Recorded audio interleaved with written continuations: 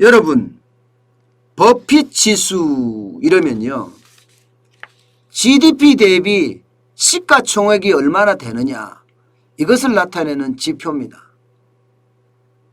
그러면 GDP라는 게 한 나라 국민이 1년 동안 생산하는 총액을 GDP라고 이야기하잖아요. 그럼 이 총액보다가 주식시장의 시가총액, 기업들의 시가총액을 다 더한 값이 예를 들어서 2배가 된다. 이러면 어떻게 될까요? 그러면 거품이라고 봐야 되죠. 엄청난 거품이라고 봐야 됩니다. 이게 버핏 지수입니다. 버핏 지수는요, 워렌 버핏이라는 투자의 귀재라고 이야기하고 버크셔 해스웨이의 회장이기도 한 분인데 이분이 개발한 지수인데요. 실제로 버핏 지수가 80 정도 됐을 때가 좀 주식이 저평가되어 있다 이렇게 보고요. 100 정도 되면 적정이고요. 100을 넘어서면 좀 주식이 과평가되어 있다. 쉽게 말하면 거품이 껴있다. 이렇게 해석하는 지표입니다. 그런데 이 버핏 지수가 여러분 지금 장난이 아니에요. 진짜 많이 올라갔어요.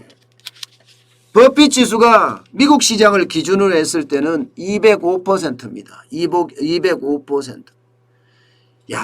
205%라는 건 여러분 시장 자체에 거품이 끼어도 너무 많이 끼어있다. 이렇게 이야기할 정도의 상황이라는 겁니다.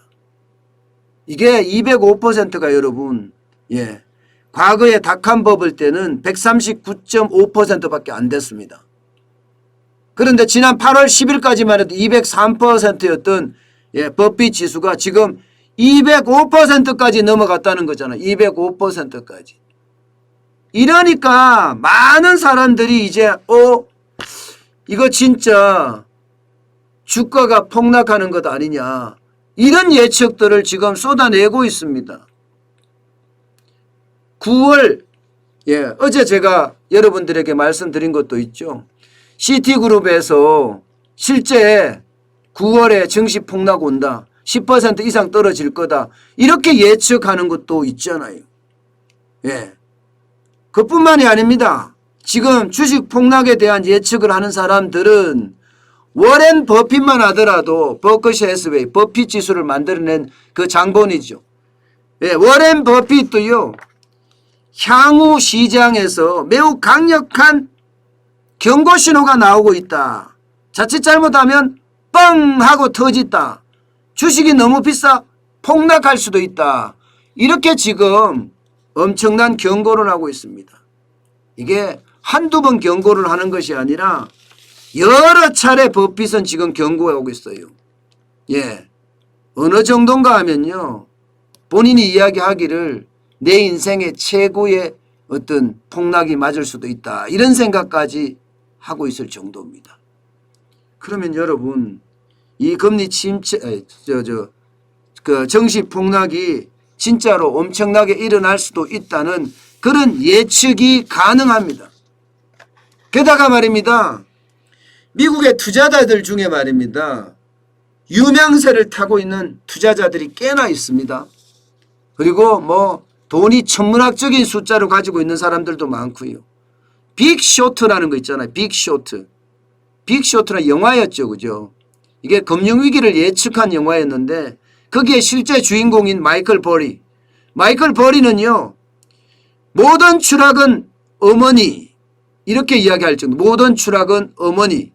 어머니란 말은 무슨 말이냐. 그만큼 시장이 벼랑 끝에 서 있고요. 언제든지 모든 추락의 어머니가 다가오고 있다. 이렇게 경고하고 있습니다. 마이클 버리도요. 게다가 제레미 그랜덤. 여기는 시장 역사학자라고 이야기하죠.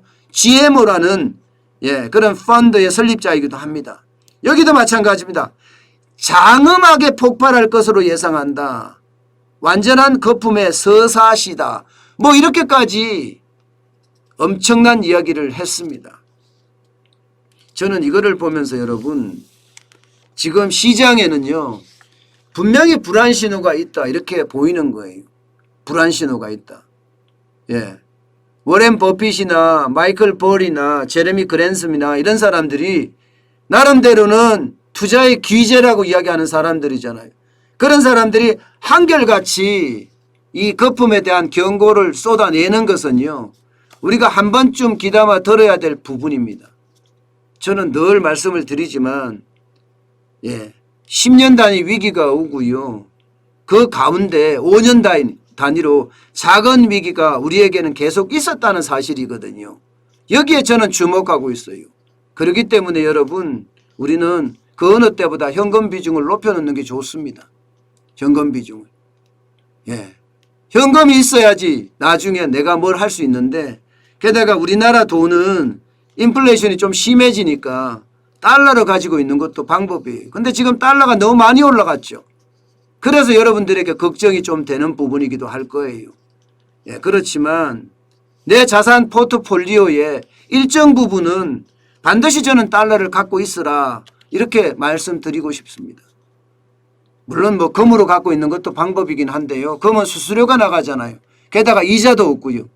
그런데 달러는 투자만 잘하면 내가 달러를 갖고 있기도 하고, 기왕이면 미국의 대형주들 있잖아요. 미국의 대형주들. 뭐 거기다가 투자를 해놓는 것도 방법입니다. 대한민국의 삼성전자에 투자해 놓으면 10년 동안 투자하면 수익률이 굉장히 크듯이 미국의 우량주도 마찬가지입니다. 미국이 망한다면 모르겠지만 미국이 망하지 않는다면 미국의 삼성전자 같은 주식들 많습니다. 애플도 있고요, 테슬라도 있고요, 꽤나 있잖아요. 이런 주식에다가 묻어 놓는 것도 저는 방법이라고 생각을 합니다. 저는 돈을 버는 게 많지는 않기 때문에 제가 미국 주식까지 살 수 있는 그런 여력은 없습니다만은, 뭐 여유가 닿는다면 미국 주식도 일정 부분 가지고 싶어요. 내 자산에 적어도 많게는 20%, 적게는 10%까지는 미국 자산, 미국 주식 시장에다가 투자를 하고 싶은 게 지금 제 솔직한 심정입니다. 그만큼 여러분, 미국 시장에 대한 관심도 여러분들이 조금씩 가졌으면 좋겠습니다.